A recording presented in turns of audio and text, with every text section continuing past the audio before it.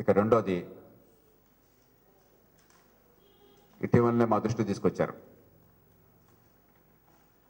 రాష్ట్ర శాసనసభలో ఓ కమిటీని వేసి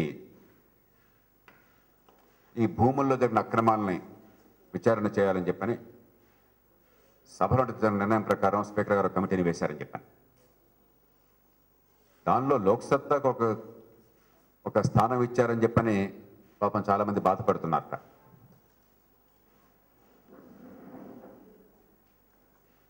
శాసనసభలో ఈ అంశం మీద చాలా ప్రామాణికమైనటువంటి ప్రసంగం చేసింది లోక్సత్తా నుంచి.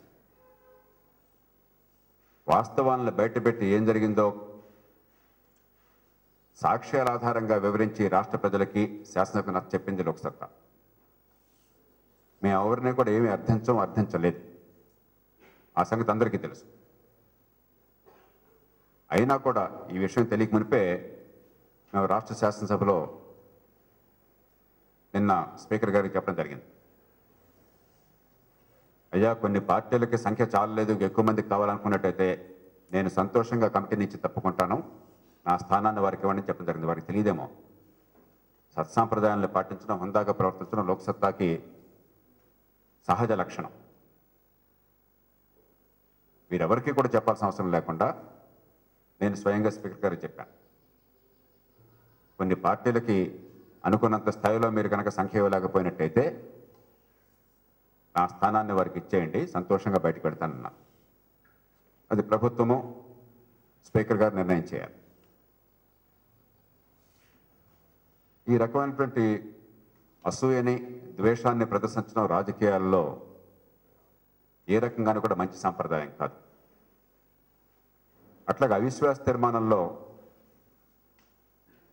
మరి జేపీ గారు తప్పులన్నీ ఎండగట్టి రెండు పక్షాలకు ఓటేయకుండా కూర్చున్నారు. మరి 10% ఓట్లు వస్తే రాష్ట్రాన్ని, దేశాన్ని మార్చగలమని చెప్పి అన్నారు. ఎలా మారుస్తారని చెప్పని ప్రశ్నించారని కూడా విన్నాం. లోక్సత్తా మళ్ళీ చెప్తోంది, ఇది తోడేళ్ల పోరాటం. ఈ పార్టీల మధ్య జరుగుతున్న పోరాటం కేవలం తోడేళ్ల మధ్య పోరాటం. చుట్టూ ఉన్నది మేకపిల్లలు. ఈ మేకపిల్లల్ని భ్రమంలోకి నెట్టి ఈ తోడేళ్లు ఎవరు నెగ్గాలని పోరాడుకుంటున్నాయి. పాపం అమాయకమైన ప్రజలు ఇది అర్థం కాక కేరింతలు కొడుతున్నారు. ఈ పక్కన కొందరు, ఆ పక్కన కొందరు చేరి కేరింతలు కొడుతున్నారు, పందాలు కాసుకుంటున్నారు. లోక్సత్తా పోరాటం ఈ తోడేళ్లలో ఎవరో ఒకళ్ళు గెలవాలని కాదు, ఈ తోడేళ్ళు ఇద్దరిని కూడా ఇళ్లకు పంపించేయాలని, ఈ మేకపిల్లల్ని, అమాయక ప్రజలను రక్షించుకోవాలని, ఈ రాజకీయాన్ని కాపాడుకోవాలని, ఓట్లు కొనటంలో, భ్రాంతిని పంచడంలో, సారా షాపు నడపటంలో,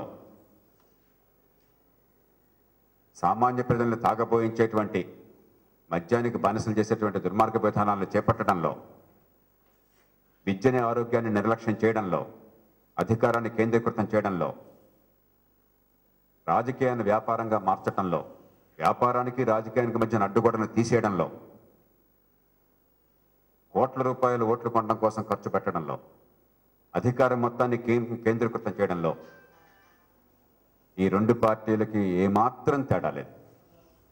వీళ్ళు కేవలం ఒకళ్ళ బదులు ఇంకొకళ్ళు ఓళ్లలో ముఠాలు పెట్టి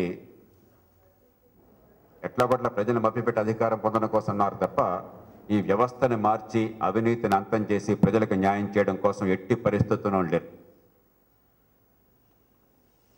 వీళ్ళందరూ చేపట్టిన విధానాలు, వీళ్ళు చేపట్టిన చర్యలే సాక్ష్యం దానికి.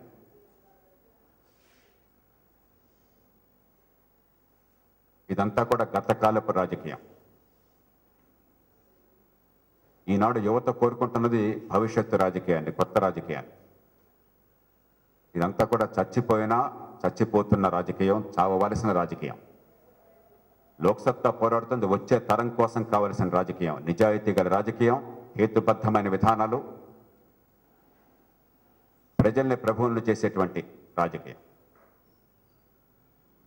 ప్రజల్ని ప్రభువులను చేసే రాజకీయం, ప్రజల్ని బానిసలు చేసే రాజకీయాలకు మద్దతు పలుకుతుంది.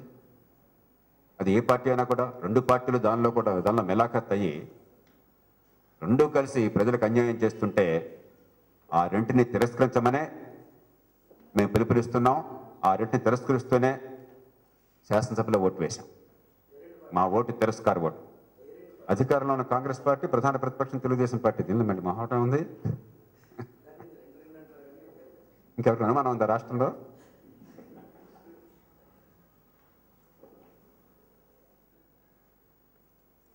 అంచేత అనవసరంగా మాటలు మీరి రెచ్చగొట్టద్దు. మేము చాలా సంయమనంతో ఈ దేశము, ఈ రాష్ట్ర ప్రజల ప్రయోజనాలే పరమావధిగా భావించి రాజకీయంలో ఉన్నత సాంప్రదాయాలకి మాటల్లో కాకుండా చేతల్లో మేము పునాదులు వేస్తున్నాం. భవిష్యత్తు రాజకీయం మాది. ఈవేళ రాష్ట్రంలో యువత కోరుకుంటున్న రాజకీయం లోక్సత్తా రాజకీయం. ఓట్ల కొనుగోలు చేసి కోట్లు ఖర్చు పెట్టకపోతే ఎన్నికల్లో పోటీని కూడా ఊహించని రాజకీయం మీది. ఒక సభ పెట్టాలంటే కోట్ల రూపాయలు ఖర్చు పెట్టే రాజకీయం మీది, జనాన్ని తరలించడం కోసం. ఎక్కడ కోటీశ్వరులు ఉన్నారో 50 కోట్లు ఖర్చు పెట్టే బ్లాక్ మనీ ఉంటే వాళ్ళందరినీ రాజకీయంలోకి లాక్కొచ్చే రాజకీయం మీది.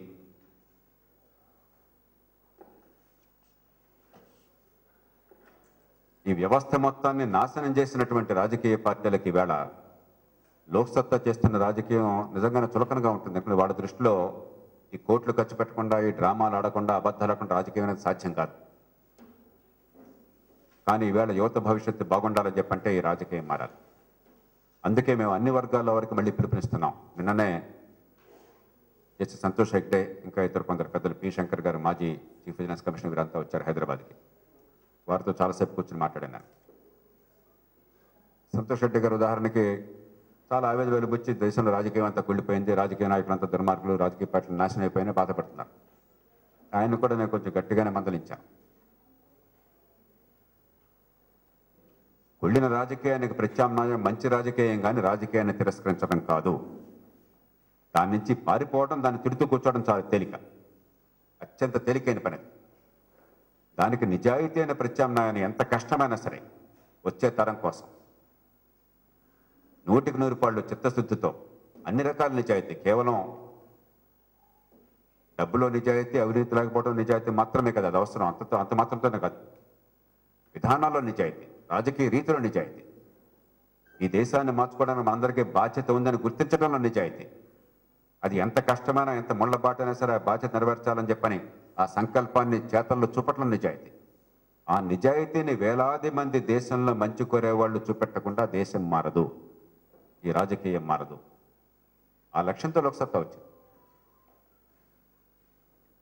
మీకు చేతనైతే ఈ కుళ్ళిన రాజకీయానికి ఇప్పటికైనా క్షమాపణ చెప్పి ఈ రాష్ట్రాన్ని, ఈ దేశాన్ని నాశనం చేసినందుకు మీరు లెంపలు వేసుకుని ఆ పాప ప్రక్షాళన కోసం అని చెప్పని ఈ రాజకీయ మార్పు కోసం నడుము కట్టండి. లేకపోతే కనీసం మౌనంగా ఉండడం నేర్చుకోండి.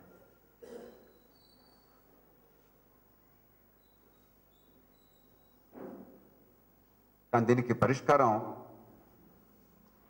ఈ దేశాన్ని నాశనం చేస్తున్న నాయకులు కాదు. దీనికి పరిష్కారం ఈ దేశాన్ని మార్చుకోవాలని ముందుకొచ్చేటువంటి, ధైర్యం చేసేటువంటి, రిస్క్ తీసుకునేటువంటి, పిరికి పందల్లా ఇంట్లో కూర్చోకుండా మేము వ్యవస్థను మార్చుకుంటాం, దానికోసం మూల్యాన్ని చెల్లిస్తాం, త్యాగాలు చేస్తామని ముందుకొచ్చే వాళ్ళు నాయకత్వ లక్షణాల వల్ల పరిష్కారం. అలాంటి వారిని వేలాది మందిని ఈ దేశంలో ముందుకు రమ్మని కోరుతున్నాం. ఇంకా వేరే మార్గం లేదు. ఇంకో రకంగా ఈ దేశాన్ని రక్షించుకోలేము. ఈ 3 రోజులు శాసనసభ చూస్తే నాకు అర్థమవుతుంది ఎందుకు ఎన్నికలు జరుగుతున్నాయో, ఎందుకు ఈ సభలో అడుగు పెడుతున్నారో, ఎందుకు అధికారాన్ని ఇస్తున్నామో దేవుడికి ఎరుక. పొరపాటున ఒక్కరోజు కూడా హేతుబద్ధంగా, సామరస్యంగా, విధానాల మీద రాజీ లేనటువంటి పద్ధతిలో, నిజాయితీతో, ప్రజలకు న్యాయం జరగాలన్న కోరికతో ఒక్కరోజున చర్చ జరుగుతుందని చెప్పిన ఆశతో సభలోకి వెళితే పొరపాటును కూడా చర్చ జరగడానికి వెళ్ళేదని చెప్పిన వాతావరణం తీసుకొచ్చారు. అధికార పక్షానికి కానీ ప్రధాన ప్రతిపక్షానికి కానీ ఇద్దరికి కూడా అసలు సభ నడవటం ఇష్టం లేదు. ఎందుకంటే సభలో నిజాయితీ అని చర్చ జరిగితే ప్రజలు ఎప్పుడైనా మేలుకుంటారన్న భయం. ప్రజలు నిద్రపుచ్చాలి, ఈ తోడేళ్ల పోరాటం కొనసాగాలి, ఏదో ఒక తోడేళ్ళు ఈ ప్రజల్ని, ఈ అమాయక ప్రజల్ని మేకపిల్లల్లాగా భక్షించాలి అంటే వాళ్ళందరినీ విమర్శలు చేయాలి, ఆలోచన లేకుండా చేయాలి. సమగ్రమైన చర్చ దేనిలోనూ జరగకూడదు. ఆర్భాటం హడావిడే తప్ప విధానాల్లో మార్పు ఉండకూడదు. ఒకరినొకరు తిట్టుకోవడమే తప్ప ప్రజల జీవితంలో ఏమాత్రం తేడా ఉండకూడదు, భవిష్యత్తుని మార్చకూడదు. దీని నుంచి బయటపడాలంటే వీళ్ళని తిట్టడం చాలా తేలిక. ఈ సభను తిట్టడమో, సభలో సభ్యులను తిట్టడమో, పార్టీలు తిట్టడమో చాలా తేలిక. దానికి ప్రత్యామ్నాయ రాజకీయాన్ని కనుక మనం నిర్మించకపోతే దేశవ్యాప్తంగా ఈ దేశానికి భవిష్యత్తు ఉండదు. అందుకని ఈవేళ ముంబైలో కార్పొరేషన్ ఎన్నికలు జరుగుతున్నాయి. 16 స్థానాలు అనుకుంటాను లోక్సత్తా అభ్యర్థులు పోటీ చేస్తున్నారు. నాకు వార్తలు వస్తున్నాయి, ₹1,00,00,000 ఖర్చు పెడుతున్నారు ఒక్కొక్క వార్డులో అని చెప్పాను. ముంబైలో కూడా, మన హైదరాబాద్లో పెడితే అక్కడ ముంబైలో పెట్టడం డబ్బున్న నగరం కదా అది. అయినా సరే నిజాయితీగా రాజకీయం చేయడం ఏంటో అక్కడ ఈ 16 అభ్యర్థులు కూడా నిష్కల్మషాన్ని ప్రచారం చేసి చూపెట్టారు. ప్రజలే తీర్పిచ్చినా కూడా దాన్ని శిరసావహిస్తాం.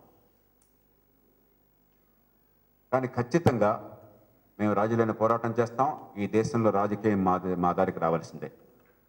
ఇప్పుడున్న దారి సరైన దారి కాదని ఈ పార్టీలో వాళ్ళకి తెలుసు. కాబట్టి మేము కోరేది ముంబైలో 16 మంది వచ్చినట్లుగా సమర్థులైన వాళ్ళు, జీవితంలో విజయం సాధించిన వాళ్ళు, నాయకత్వ లక్షణాలను వాళ్ళు మీరంతా ముందుకు రండి.